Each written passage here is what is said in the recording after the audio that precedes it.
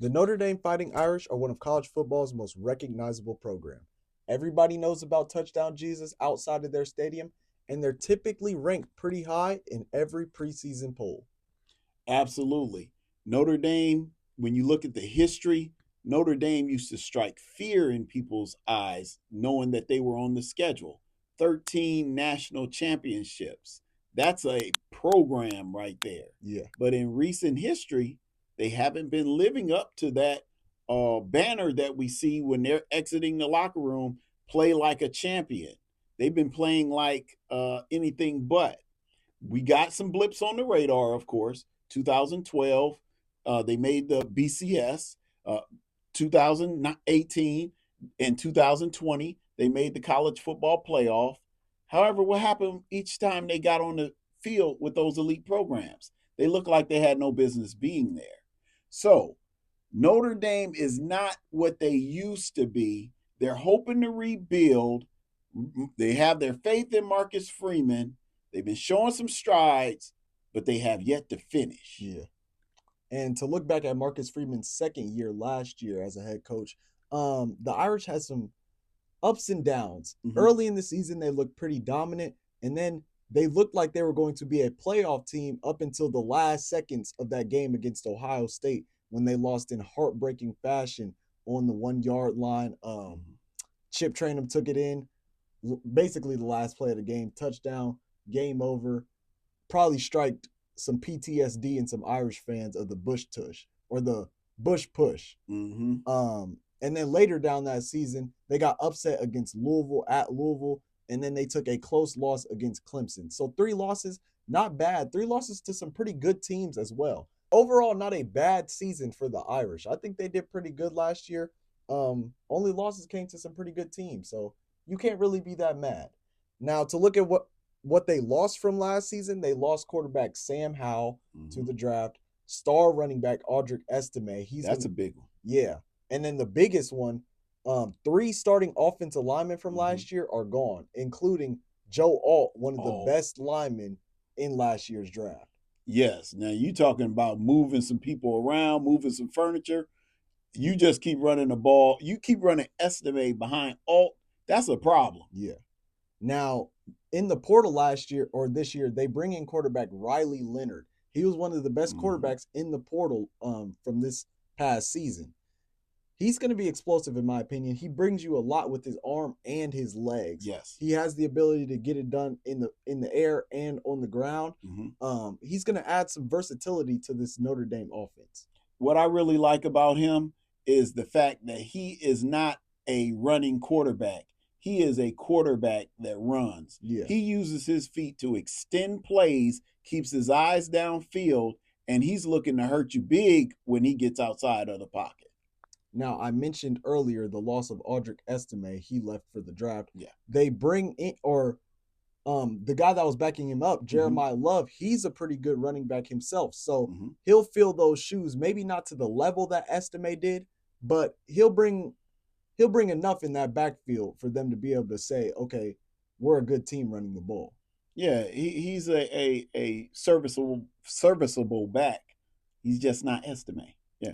And then at receiver, they bring in 2 guys from the portal, Chris Mitchell and Bo Collins, and then they return Jaden Thomas. They also return Jaden Greathouse, and they bring back their star tight end, Mitchell Evans. Now, Mitchell Evans was having an amazing season last year, kind of burst onto the radar out of nowhere up until his knee injury. Now, a knee injury is a hard injury to come back from. It ended his season last year. We still have to see how he can come back this year, if he'll play to the same level or better.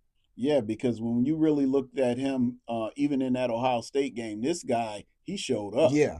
He was ready to play. So that's going to be a pretty good receiving core this year. Now, I'm going to let you take a look at their defense and talk about what they have coming on the defensive side of the ball this year. This is a team that's typically pretty good on defense. When you think Notre Dame, you think defense. Yeah, it's interesting because it's almost like they're the opposite side of the coin, right? Whereas the offense is looking at who's coming in to fill all the holes that they have, the defense pretty much remains stout. Look at Notre Dame, and you see a top 10 defense in scoring defense, in total defense, and in yards per game. I look for that trend to continue. And the reason why, because you got the nation's top defensive back duo, in my opinion, in Ben Morrison and Xavier Watson. Yeah. And then you also add on the front end, you got a stout defensive line in Howard Cross and Riley Mills. And you have a coach who is dedicated to the defensive side of the ball. Yeah. Marcus Freeman understands defense. He understands what it takes. He understands the attitude that defense needs to play with. Irish fans, get ready. I think you guys can be in for a treat, at least on the defensive side of the ball. I look for Notre Dame to come in and do much of what they did last year, if not better. Yeah. And the thing that intrigues me about this defense, when they played a good team in Ohio State last year, they held their own, which is something I didn't see from Notre Dame teams of the past. Usually when they got to a big opponent, like when they got to the playoffs in 2020 against Alabama and the playoffs in 2018 against Clemson, their defense was nowhere to be seen. They had the defense in the regular season, but when they got to the big name opponents, they kind of shied away. Yeah, the stars didn't shine. Unlike last year, Yeah, you saw the stars shine in that game against Ohio State. Ben Morrison, he probably matched up against Marvin Harrison Jr. better than anybody did all season. Yeah, most definitely. And then before we get into our record predictions, we have to talk about how the Irish have little room for error this year. Now, we have a new 12-team playoff system, but I don't know if that really benefits the Irish. We know in the 12-team playoff system, 5 teams have automatic bids to get in. Right. You're looking at the SEC champion, the Big Ten champion, the ACC champion, the Big 12 champion, and then whoever the highest ranked group of 5 champion is, they have an automatic bid. So you're looking at 7 spots remaining. Now, we know that the SEC is going to get a few of those spots from those teams that have about 2-3 losses that lost to some higher teams like Georgia and Texas. Well, you can go ahead and mark off when you look at the conference runner-up in the SEC and the Big Ten. They will be in. Yeah, they're going to be in as well. So now you're not talking about 7 spots. You're only talking about 5. Yeah. So this leaves little room for error for the Irish. We know they don't play in a conference. They don't get that conference championship game. So it's going to be interesting to see how the committee really treats the Notre Dame Fighting Irish since they're not in a conference. I think they'll give them little room for error. I think this is a Notre Dame team that not only has to be good, but they have to be dominant. Absolutely. Dominant is the word. They have to show, again, because when you look at their schedule, they don't have a whole lot of meat on the bone. So when they play, they're going to have to destroy people and make themselves look better simply by the dominance that they show against these lesser opponents. Yeah. Now, let's go ahead and get into these record predictions. In their first week against Texas A&M, they have to go to the 12th man, one of the craziest crowds, if not craziest crowd, in college football. We know they've gave teams trouble in the past. I look back to a few years ago when Bryce Young took his Alabama team in there.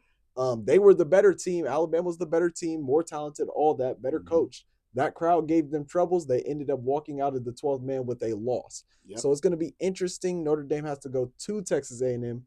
The timing of this game doesn't help the Irish either. It's their first game of the season. You're still going to be trying to, figure some things out, especially on the offensive line. The defense, I think, like you said in a few videos ago, the defense usually figures stuff out faster than the offense. So I think the defense will be okay, but that offense is going to struggle. Notre Dame usually struggles on the road against big opponents, and this is a SEC opponent. Unfortunately, I think the Irish are going to drop this game. I have Texas A&M in a close one. Yeah, so you said it. You said it's an SEC game. How does the Irish usually do against SEC opponents? Not very well. Yeah. And now you're going down into the 12th man, the original 12th man before Seattle adopted it. I really look for Riley Leonard to have trouble here. I don't think he's ever seen an environment to this magnitude, and that's going to, it's going to take some adjustment, but I don't think he's going to be able to adjust fast enough. I think the other players on Notre Dame are going to have trouble in this environment as well. I look for Texas A&M to win this game, and here's a hot take. I'm going to go double digits on the win. So you think it won't be as close as I do? Another thing I forgot to mention: Texas A&M quarterback Connor Weigman, he had a pretty good season up until his injury Yeah. last year. So I expect him to come back off that injury. We'll see how he does, but I think he'll come back explosive. I think Mike Elko will get his big win in his first game as the head man for Texas A&M. They've been waiting for one. Now their next game, Northern Illinois. Northern Illinois isn't settled at quarterback. This is going to be a good way for Notre Dame to bounce back. I expect Notre Dame to win this big. Not much to say. It's Northern Illinois. You're not talking about a world beater. So, yeah, they're not Appalachian State where they're going to surprise you. Give me Notre Dame. Now their next game at Purdue. Purdue's defense needs to make strides. Notre Dame is the more talented team. Notre Dame wins big. All right. So this is Notre Dame going back on the road, but I think this is a road opponent that they can handle and handle well. Purdue, one of the lower teams in the Big Ten. Give me Notre Dame to win this one soundly. Now their next game against Miami of Ohio.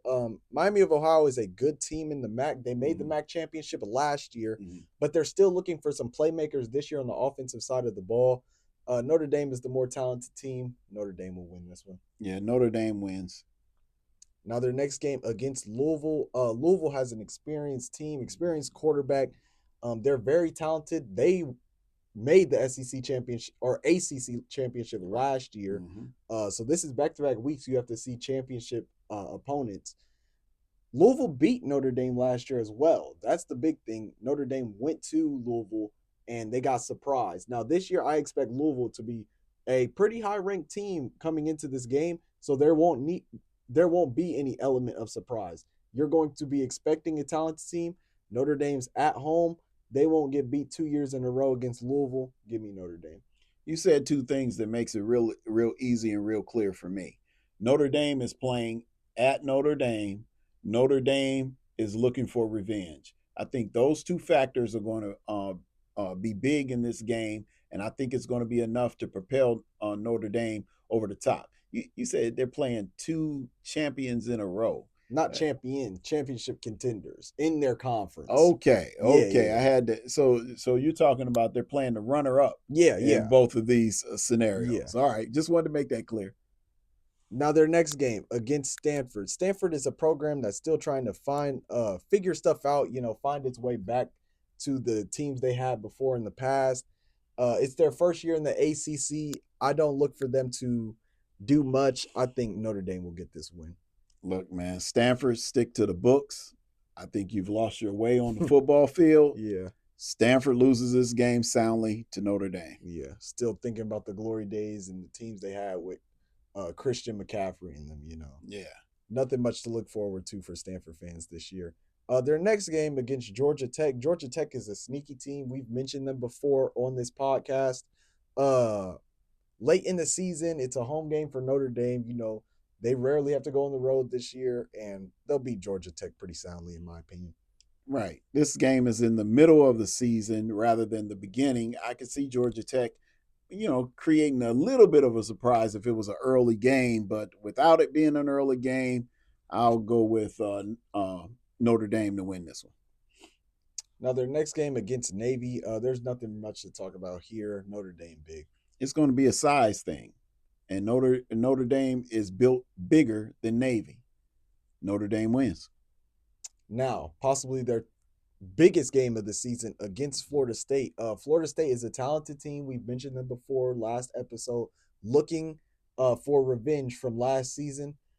They've got the talent. DJU at quarterback. They've got some receivers down there. They've got a defense. It's going to be interesting, but like we mentioned in our last episode, the Florida State episode, this game is in Notre Dame. I'm not switching up. I'm going to stick to Notre Dame here. I think Notre Dame will win this game.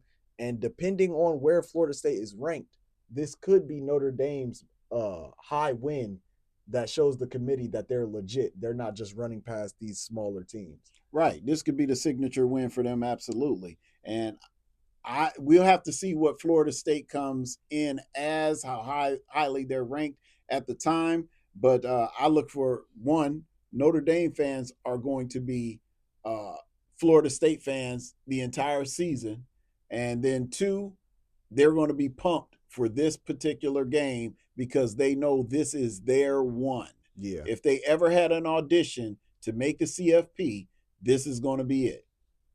Now their next game against Virginia. Virginia is a team that we know will fight to the end in almost every game. They lost 9 games last season. Mm-hmm. 5 of those though came by single digits. So this is a team that will fight till the end, but nonetheless, Notre Dame's the better team. Notre Dame will win this game. Well, you almost had it. They'll fight until close to the end, and then usually in the fourth quarter they'll disappear. Yeah, and that's where they'll lose it. But I don't even think that's going to be the case here. I don't look for this game to be close at all. Notre Dame wins big.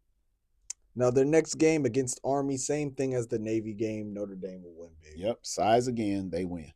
Now their last game of the season at USC. Now we know USC is a team that needs to make huge strides on defense. They're always going to have the offense. Lincoln Riley teams always do. Miller Moss at quarterback, I don't think he'll live up to, he won't be able to fill the shoes of Caleb Williams. Not at all. But he does have a good supporting cast. Zach Branch at wide receiver. This offense, I expect them to roll as usual. But with that defense needing huge strides, even though this game is at USC, I expect Notre Dame to win.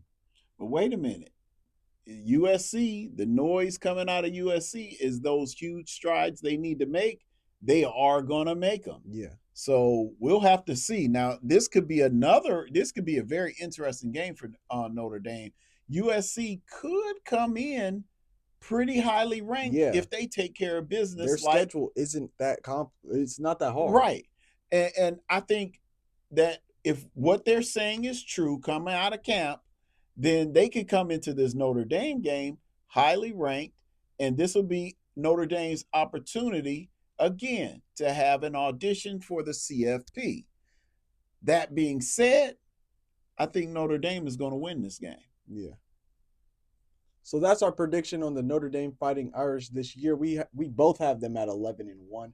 I think this could be a very good year for the Irish. I'm expecting big things.